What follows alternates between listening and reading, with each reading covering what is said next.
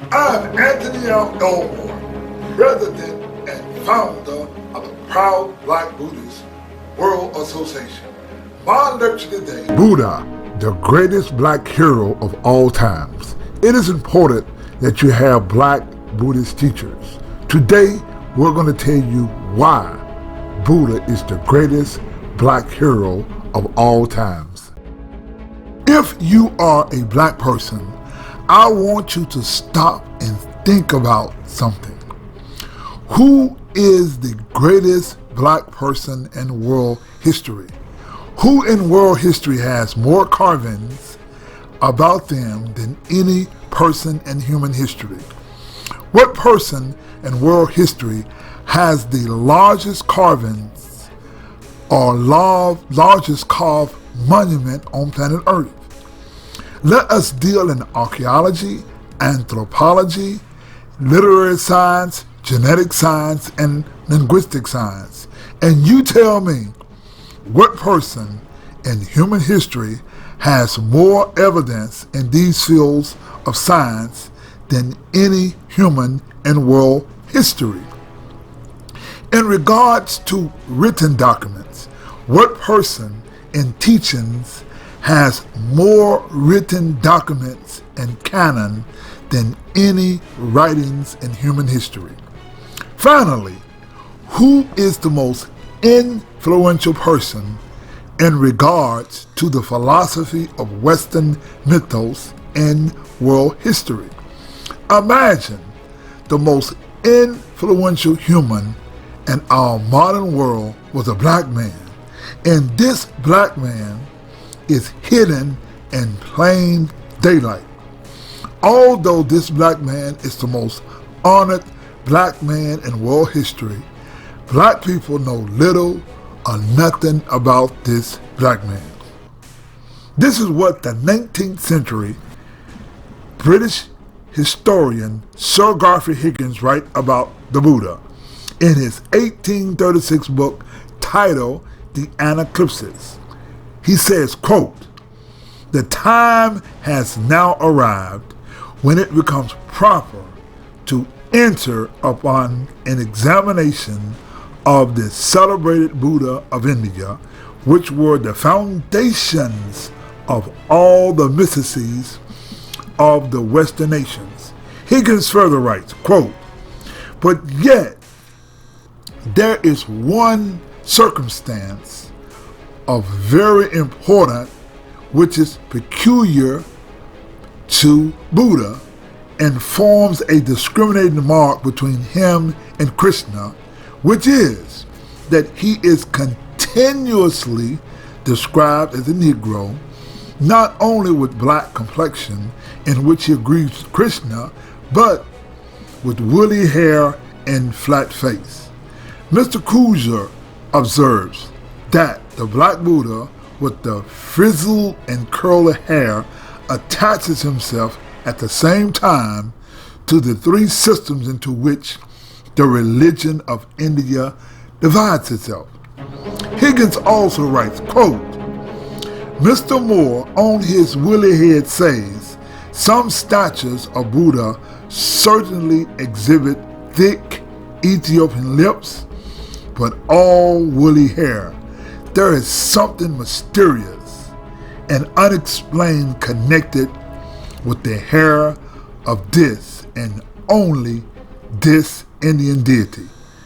The fact of so many different tales having been invented to account for his crisp, woolly head is alone sufficient to excite suspicion that there is something to conceal, something to be ashamed of, more than meets the eye."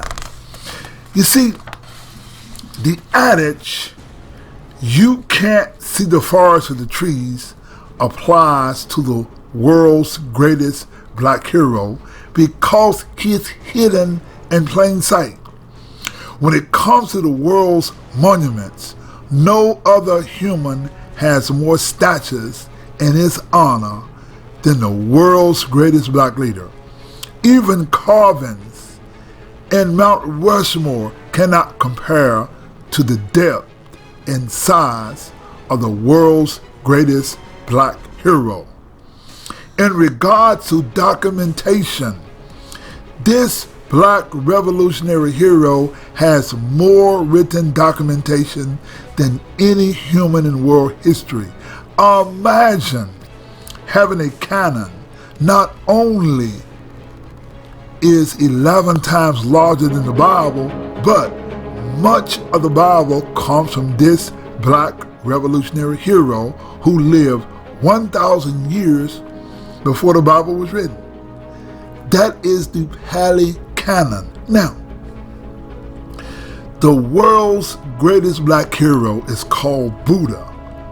Buddha is the founder of the world's first egalitarian religion that preached against racism, sexism, and equality of all humans. British historian Sir Godfrey Higgins writes that the Buddha was black, and all the ancient icons show the Buddha as black. Just Google any ancient image of the Buddha and you will see the black hair. The world's largest carvings, just look at the black Buddhist carvings at the Bayon Temple in Cambodia. You will see the black Buddhist images.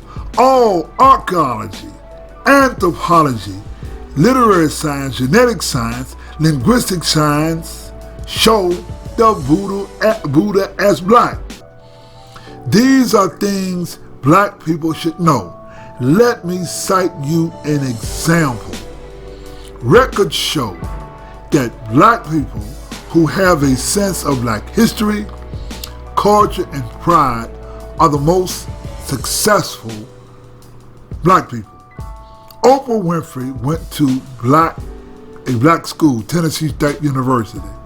Whether it is Barack Obama, Dr. Martin Luther King, Malcolm X, Frederick Douglass, Muhammad Ali, James Brown, if you study history, black people who study black history have a sense of black culture and pride, contribute the most to society. One example is Michelle Obama. She mattered in black history. We teach African Americans to understand their history, their culture, their language. This is one way to inspire yourself in the fight against racism. Now, what hurts the most are white people who give the line, what difference does it make whether the Buddha was black or white? You see, racism, slavery, Nazis, discrimination, and the rewrite of history is okay to some black people, let alone white people. Not only does science prove that all humans come from Africa, we have conclusive evidence of Africans called Cushites who travel and set up kingdoms around the world. This is what all black people should know about Buddhism. The black Buddhist teachings were not only taken from the Buddhist teachings, whites and Asians took Buddhist teachings from the world history. This was done to promote white superiority and racism. We quoted earlier that British historian Sir Godfrey Higgins wrote that all the Western mysticism comes from the Buddhist religion. You see, in order to promote white supremacy, white historians had to characterize black people as primitive, uncultured, uncivilized, and uneducated in order to prove white supremacy. Black Buddhist history had to be extricated not only from Buddhist history, but black history had to be extricated from world history if white people are going to perpetrate the fraud of white superiority. You see, let us get into black Buddhist history and connected to Africa. You see, Africa and India was always interconnected. You see, Buddhists in India were called Naga or snake people. The snake is the symbol or logo of Buddhists. We see the snake or Naga as a symbol of medicine. The snake stands for wisdom. This comes from Buddhism. You see, in Egypt, we see Egyptians with the snake or Naga that represents their Buddhist practice. You see, when you look at the Egyptians and you see the snake, these people were Buddhists, but they don't teach us this. You see, please note that English Egyptologist Sir William Matthew Flanders Petrie found evidence of a Buddhist colony in Egypt that dates back to the Persian period. Buddhists were called Naga in India and Nubian in Africa. See, the Naga and the Nubians are one and the same people. Let us get deep into history. The world's oldest written, unbroken record of kings and queens is that of the Ethiopians. The Ethiopians have a written record called the Kibra Nagas. The Nagas comes from the word Naga. This is what's written in the Kibra Nagas in regards to Ethiopian in India by Dr. Clyde Winters. He writes, quote, "This dynasty, according to the Kibra Nagas, began around 1370 BC. These rulers of India and Ethiopia were called Nagas. The Kibra Nagas claims that Queen Makeda, that's the Queen of Sheba, had servants and merchants they traded for her at sea and on land in the Indies and Aswan. It also says that her son, Epna Hapkim Menelik I, made a campaign in the Indian Sea. The king of India made gifts and donations and prostrated himself to him.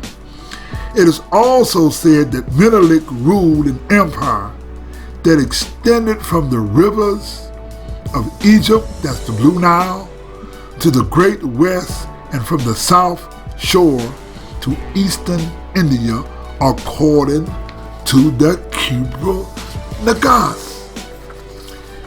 We learn that the rulers of India and Ethiopia were the Nagas. What you do not associate with Buddhism and the Nagas is the Queen of Sheba who we read about in the Bible. Before there was ever a book called the Bible, there was Buddhism. In fact, the first book of the Bible was written by Buddhists. This is what British historian Sir Garfield Higgins writes about it. He writes, quote, "How is the mythos of the second book of Genesis being found in Nubia being accounted for except it came from Upper Egypt with the Buddhists," unquote. You see, the Buddhists carved the story of Genesis in a cave in Nubia. Now, Sir William Jones, the British scholar of languages, notes that the language of Sanskrit comes from Ethiopian Ge'ez. You see, Ethiopia ruled India and gave India its written language. Ge'ez is over 4,000 years old, and the earliest record of Sanskrit is the Rujadanam found in the AD. You see, the original Jews were Buddhists from India whose tribe was called Judah. The Jews from India were Buddhists from eastern Ethiopia, or they were also called Israelis. The original Christians came from the sect of Black Buddhists call Krishnas. The Christian's cross comes from Buddhism. Even the Christian chant, Amen, comes from the Buddhist chant, Om. You see, just Google pictures of the Black Madonna and you will see the black image of baby Buddha and his mother Maya. Ask the question, how is it that we find all over Europe and white churches the black God and his mother? The black Buddhists spread all over Europe and they later changed from Buddhists to Christians. Ask the question, why are there black Madonnas in white areas, white churches all over Europe? It was the Christians who spreaded their religion that later became Christianity. You see, just Google the word Shepherd Kings and you will learn that they were the Hyksos, or black people from India who ruled Egypt. You see, Jesus was also called a Shepherd King. India and Africa were intimately connected. You see, when Pushmitra killed the Mauryan king in 185 BC, he put a bounty of 100 pieces of gold for anyone that killed a Buddhist priest. These priests traveled to Nubia to be with their Buddhist brothers and sisters in Africa in Muro. Now, Philostratus wrote about this in the book Apollonius and Jerome, that of the Gymnosophists of Kush. Buddhists settled on the Nile River in the land of Kush. It was the father of history, Herodotus, who visited Nubia and wrote about the Buddhists in Moro. The people of Moro wrote in Kharosthi script that the Buddhists brought from India. Now, I want you to look at the Apadimak Temple in Naga, Sudan, where you will find the Asoka edict of the Nagas and the lions on the throne. You see, Mahayana Buddhism is the time in history whereas Buddhism became separated by race, culture, and language. Mahayana Buddhism is the Buddhism of teachings of the Brahmins. Now, what I, as a black man, can tell you about Buddhism with absolute assurity is that number one, Buddhism is a science, happiness is a skill, and winning or losing is a matter of your good fortune.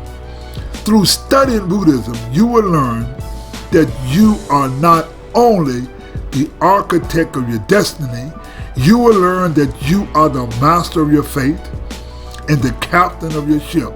When you become a Buddhist, you will learn that life is like a card game. And some of us, whether we are dealt a good hand or a bad hand, it is not the hand that is dealt us, but how we play our cards. Buddhism educates you how to play your cards. There is a saying, to be forewarned is to be forearmed. If you are a black person studying Buddhism, you must arm yourself. As a black person studying Buddhism, you must arm yourself and fight against delusion. It is inspiring to black people to know the true history of Buddhism. Such history not only is inspiring, such history awakens you. You see, Buddhism and the way it is taught that extricates black history, culture, and language is a delusion.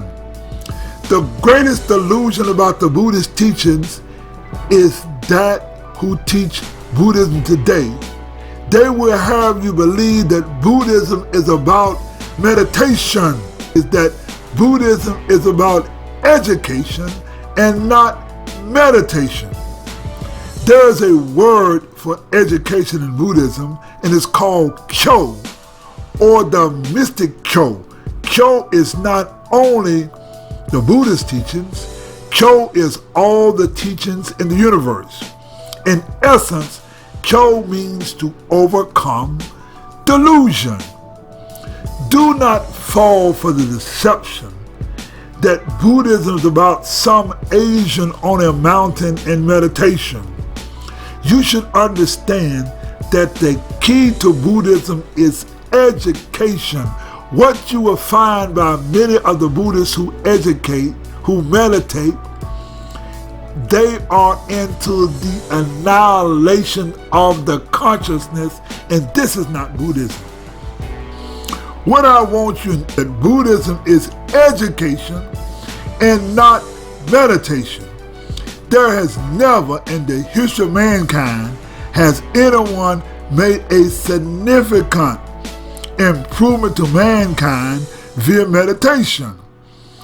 The changes and improvements to mankind has been through education and not meditation. Please note that the Buddha did not gain enlightenment via meditation. The Buddha explains in the Lotus Sutra that he gained enlightenment. He did not gain enlightenment under no Bodhi tree. He gained enlightenment via hundreds of thousands of trillions of billions of years of practicing. What did he practice? He used the law of cause and effect.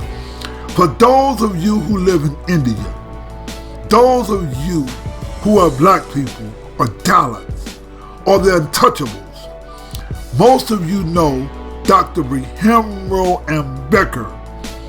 Dr. Ambedkar never put on a priestly robe, and he never went on a mountain to engage in meditation. Dr. Ambedkar opened books after books after books, and he engaged in education. When Dr. Ambedkar learned about his Black Buddhist history, Dr. Ambedkar became inspired, and he overcame the delusion that is taught in Hinduism or white supremacy and racism. How did Dr. Ambedkar overcome delusion? He overcame delusion via the correct education. Dr. Ambedkar learned that Hinduism was full of fraud and myth. This is what many white people are quick to say about race.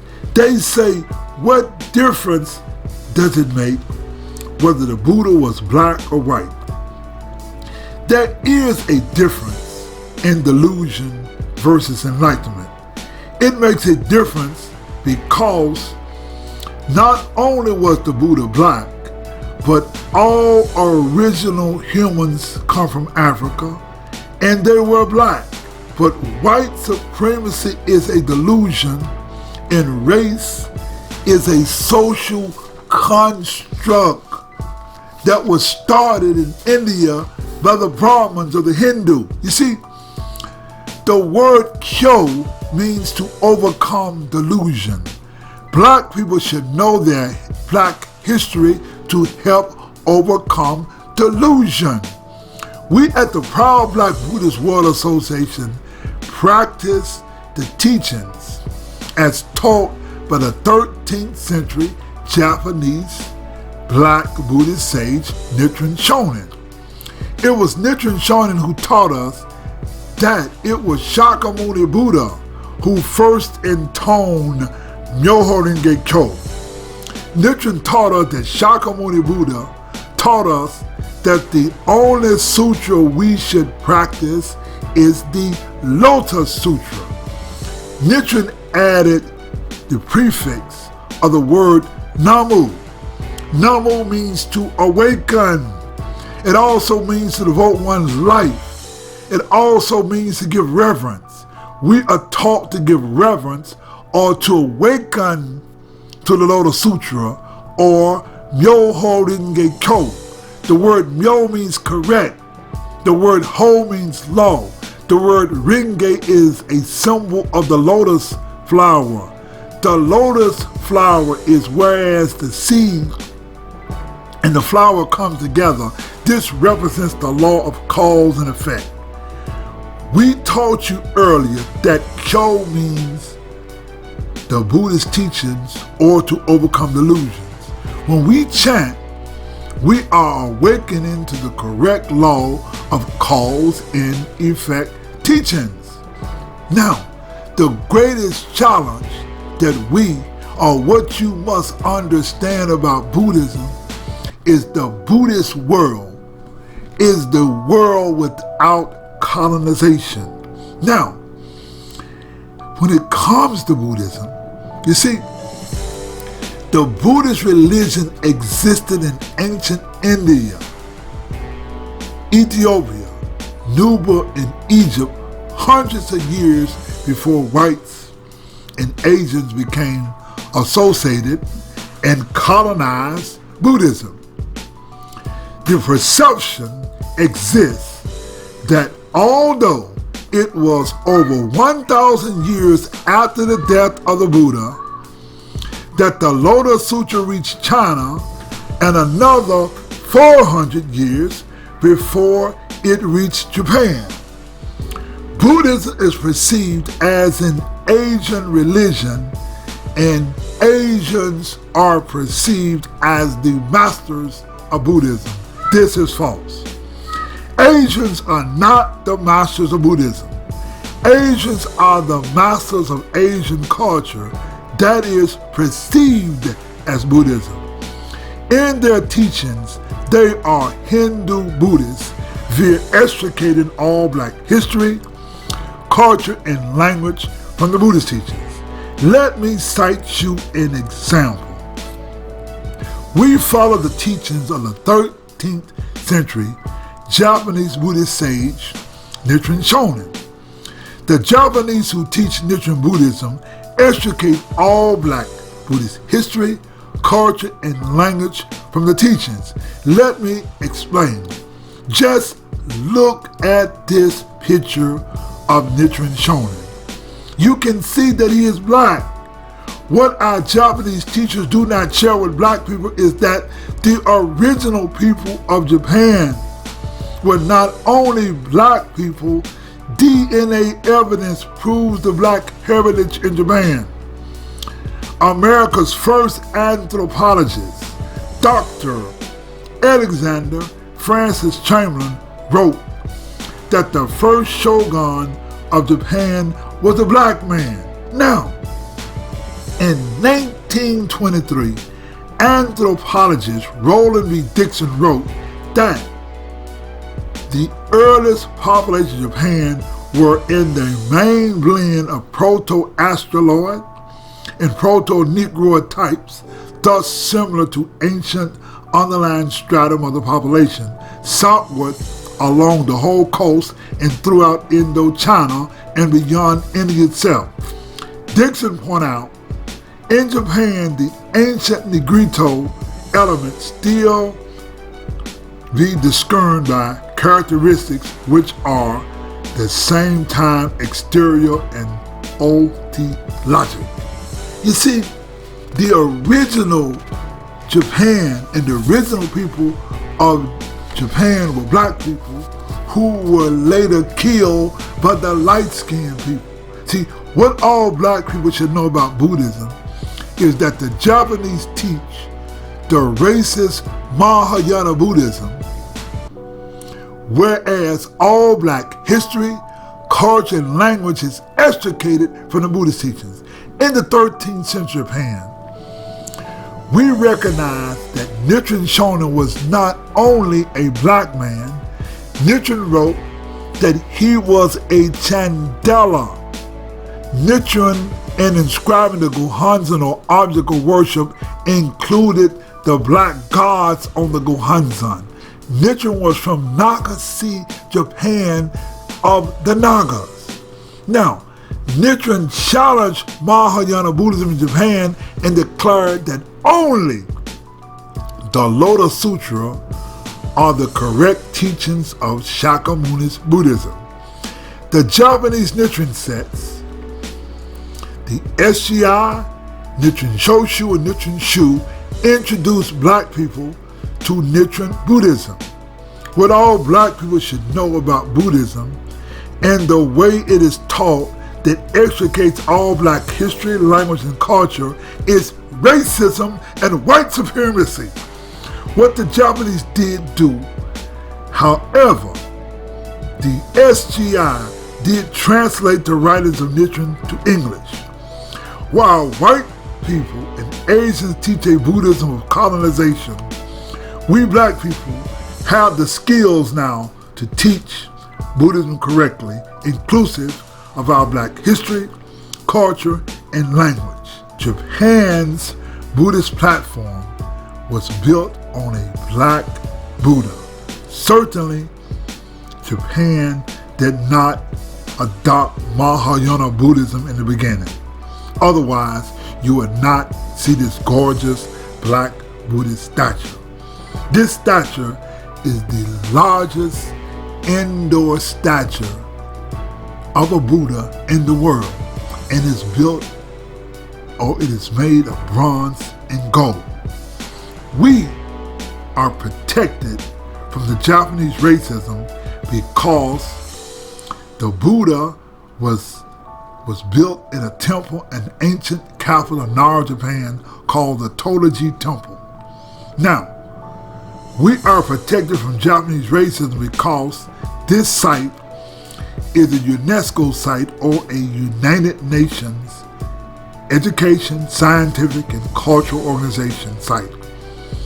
Right in Japan is the largest indoor black history Buddhist site in the world. While our Japanese teachers teach racism, or their Mahayana Buddhism mandate that they extricate black history from Buddhism, our black history is protected by UNESCO. The Japanese priests know about this black Buddhist history, but they ignore science and history and promote racism. Let us close this Black Buddhist lecture. I'm going to close this lecture. I am Anthony F. Elmore, President and Founder of the proud Black Buddhist World Association, bringing you another exciting Black Buddhist lecture